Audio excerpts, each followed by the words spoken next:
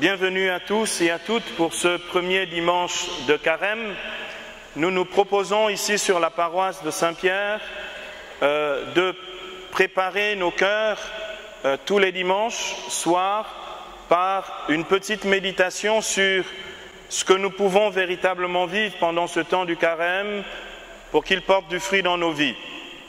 Nous sommes trop habitués, si vous voulez, à faire des choses quelquefois sans finalement comprendre pourquoi nous les faisons.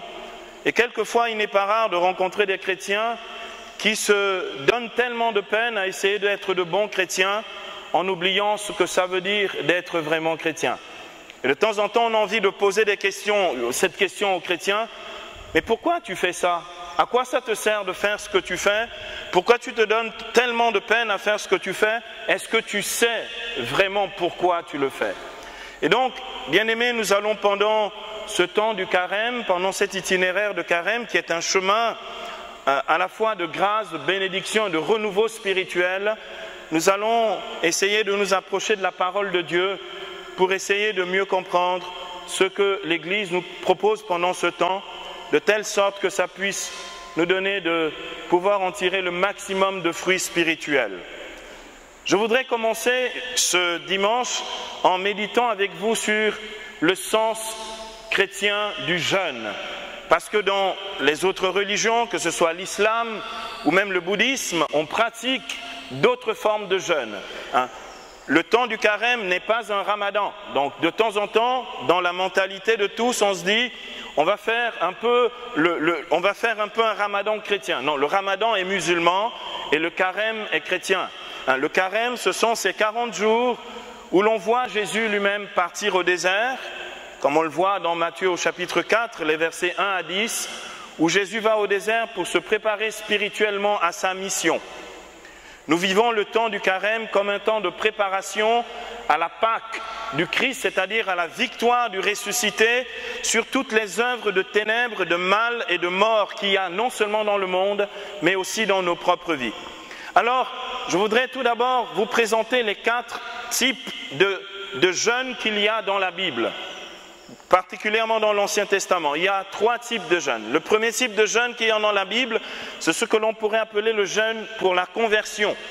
Autrement dit, le jeûne qui s'accompagne ou qui accompagne le repentir pour revenir à Dieu de tout notre cœur. Ce jeûne de conversion, on le voit au chapitre 2 du livre du prophète Jonas. Lorsque les Ninivites, ce peuple de Ninive, se repent et se convertit. Le jeûne de repentance, il peut durer 12 heures ou il peut durer 24 heures, comme on le voit à Ninive. C'est un temps de retour au Seigneur.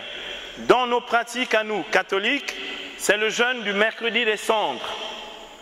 Ce jeûne du mercredi des cendres a un but, c'est notre retour au Seigneur dans la conversion.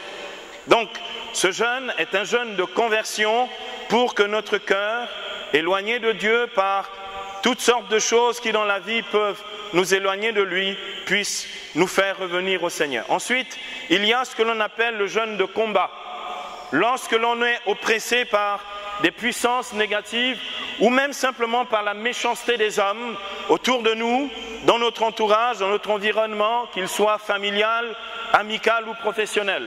Ce jeûne de combat pour mettre fin à ces persécutions, que ce soit des persécutions démoniaques ou humaines, c'est ce que l'on appelle le jeûne d'Esther. Le jeûne d'Esther, vous le trouvez au chapitre 4 du livre d'Esther dans l'Ancien Testament. Ensuite, donc, ce jeûne-là, il se pratique pendant 3 jours où on jeûne tout simplement à l'eau, où on ne boit rien du tout et on jeûne à l'eau et pendant 3 jours, on demande au Seigneur d'intervenir pour nous dégager justement de ces oppressions et de toutes ces méchancetés. Un jeûne de combat. Et la reine Esther a triomphé des adversaires du peuple d'Israël et Israël a vaincu sur ses ennemis à cause de ce jeûne qu'elle avait justement entrepris pour être dégagée de cette oppression. Ensuite, il y a un jeûne que l'on appelle le jeûne de restauration. En tous les cas, c'est le jeûne que nous préconisons cette année, que nous faisons ici à la paroisse Saint-Pierre. Donc les prêtres de la paroisse, nous pratiquons ce jeûne-là. C'est le jeûne de Daniel que vous retrouvez au chapitre 10 du livre de Daniel. En quoi consiste ce jeûne de Daniel? Ce jeûne de Daniel, c'est un jeûne, en fait, pour se refaire non seulement une santé physique, c'est un jeûne qui se pratique simplement avec des légumes et des fruits pendant 21 jours. Mais nous avons fait le choix de le faire pendant les 40 jours du carême. Donc, nous mangerons des légumes et des fruits pendant ce temps où nous demanderons au Seigneur de refaire non seulement notre santé spirituelle, mais aussi notre santé physique, de restaurer les tissus de notre corps, de libérer tout ce qui empoisonne ce corps, de telle sorte que ce corps soit préparé à la résurrection avec Jésus. Amen. Enfin, il y a un quatrième jeûne, c'est celui que pratique Jésus lui-même. Ce quatrième jeûne, c'est ce que l'on appelle le jeûne pour rentrer dans le salut, ou le jeûne du salut. C'est le jeûne que Jésus lui-même fait pendant 40 jours et 40 nuits, donc dans le désert. Vous l'avez au chapitre 4 de Matthieu que je citais tout à l'heure, les versets 1 à 10. Jésus affronte bien sûr les tentations du démon. Nous les entendrons tout à l'heure pendant la messe, dans l'évangile. Et Jésus triomphe des tentations du démon. Ce jeûne pour le salut était un jeûne qui était pratiqué dans l'église primitive, au commencement de l'histoire de l'église, pour les catéchumènes qui venaient à la foi et qui avaient besoin de se débarrasser des idoles du monde, des idolâtries, des mauvaises habitudes, des habitudes de péché, pour choisir radicalement le Christ et pour marcher comme disciples de Jésus.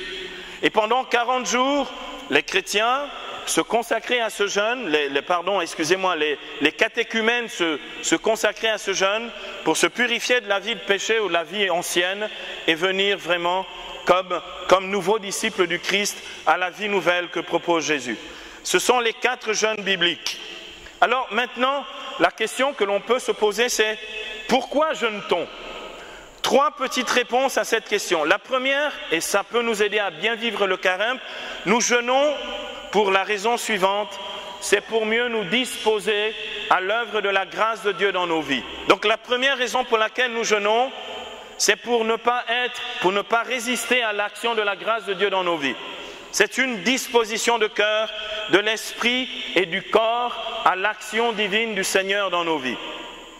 Ensuite, pourquoi nous jeûnons?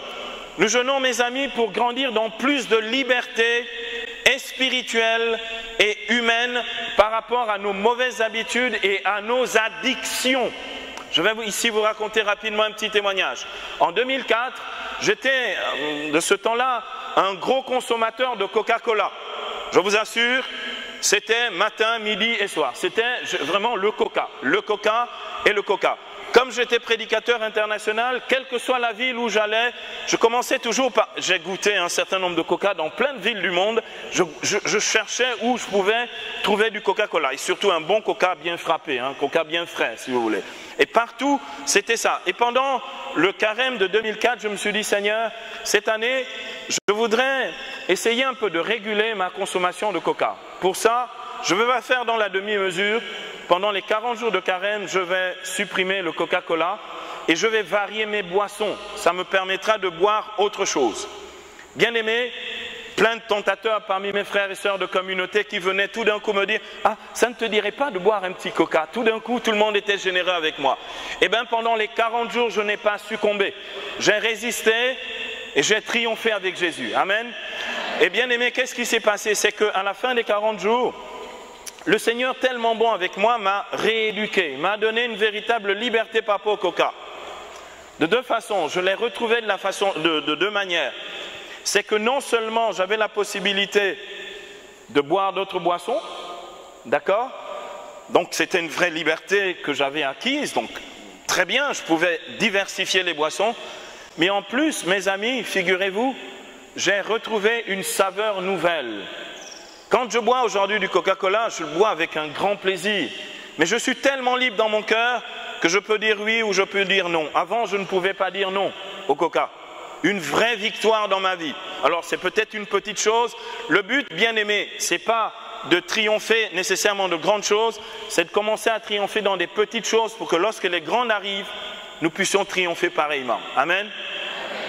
La troisième et dernière chose qui nous est donnée, de pouvoir recevoir par rapport au jeûne du carême, c'est la guérison. Les diététiciens, certains médecins vous diront que le jeûne, il est bienfaisant pour le corps. Il est thérapeutique, il est guérissant. Mais vous voyez, ce que Dieu guérit extérieurement, il guérit aussi intérieurement nos âmes et nos cœurs. De quoi nous guérit-il particulièrement? Il nous guérit de l'idolâtrie. La guérison la plus profonde que nous pouvons recevoir sur le plan spirituel, c'est de redevenir des adorateurs en esprit et en vérité. Donc, voilà pourquoi nous jeûnons. Alors, je vais conclure avec ceci. Comment jeûner? On aimerait bien savoir comment on jeûne, n'est-ce pas? Comment jeûner? L'Écriture nous dit, la première chose, c'est que le jeûne doit être accompagné par la pratique de la charité et par la prière. Comment jeûner? Jeûner en pratiquant en même temps la charité et la prière. C'est le prophète Isaïe dans Isaïe au chapitre 58, Isaïe 58, les versets 5 à 6 qui dit « Quel est le jeûne qui me plaît, dit le Seigneur ?» Il dit « Déliez les chaînes injustes. Arrêtez d'être injuste. Arrêtez d'être méchant à l'égard des autres. » Autrement dit, convertir sa méchanceté en pratiquant la charité à l'égard de son prochain. Et le prophète ajoute, en nourrissant l'affamé. En nourrissant l'affamé. Si je veux me libérer, bien-aimé, pendant ce temps de jeûne, et je veux grandir dans la vertu, si je veux véritablement me sanctifier, mon jeûne doit être accompagné par la charité et par la prière. Priez particulièrement pour vos ennemis, pour ceux qui ne vous aiment pas, pour vos persécuteurs. Amen. Amen. La deuxième raison, c'est Jésus qui nous la donne, frères et sœurs. Jésus dit, quand tu jeûnes, et c'est dans Matthieu au chapitre 6, versets 16 à 18, Jésus dit, quand tu jeûnes, parfume-toi la tête. Ne prends pas une mine défaite. Ne va pas commencer à te plaindre. Oh, vraiment, ça commence à devenir trop difficile. C'est vraiment long, hein. Vraiment, c'est vraiment dur. Vraiment, et tu as la tentation de jeûner. La tentation d'arrêter ton jeûne. Jésus dit, quand tu jeûnes, ne te décompose pas. Ne t'afflige pas. Quand tu jeûnes, habille-toi correctement. Parfume-toi la tête. Prends, si tu veux, ce temps de jeûne comme une occasion de retrouver quelque chose de ta dignité d'enfant de Dieu. Autrement dit, vis le jeûne comme un vainqueur et non pas comme quelqu'un qui est victime de son jeûne.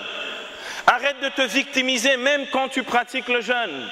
Sois un homme qui triomphe avec le Christ comme Jésus allant au désert pendant 40 jours, triomphe des embûches de Satan. Amen. Donc, sois normal le jour où tu jeûnes.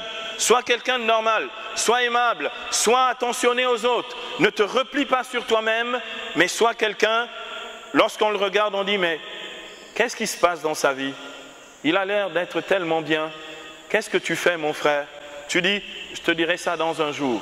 Et un jour après, tu dis à celui qui voulait savoir ce que tu faisais, tu sais, hier, j'étais vraiment dans un jeûne de conversion où je veux vraiment revenir à Dieu de tout mon cœur. Et bien aimé, la dernière chose que je voudrais vous proposer ici, dans le comment jeûner, quand vous jeûnez, une chose est essentielle pour vous qui jeûnez totalement à l'eau, buvez de l'eau chaude ou de l'eau à température chaude. Parce que quand on jeûne, on peut perdre la température de son corps. C'est la raison pour laquelle nous devons boire de l'eau chaude ou tiède toutes les 3 heures pour éviter des maux de tête et des douleurs aux articulations. Donc c'est très pratique, c'est très concret. Nous pouvons jeûner de cette manière-là. Alors, il y en a, frères et sœurs, qui jeûnent avec du pain et de l'eau. Il y en a qui jeûnent à la bouillie. Il y en a qui préfèrent jeûner à sec. Vérifie ta capacité de résistance physique. Le jeûne est réservé pour les personnes adultes. Donc, les enfants, les vieillards et les personnes qui ont des problèmes de santé ne jeûnent pas.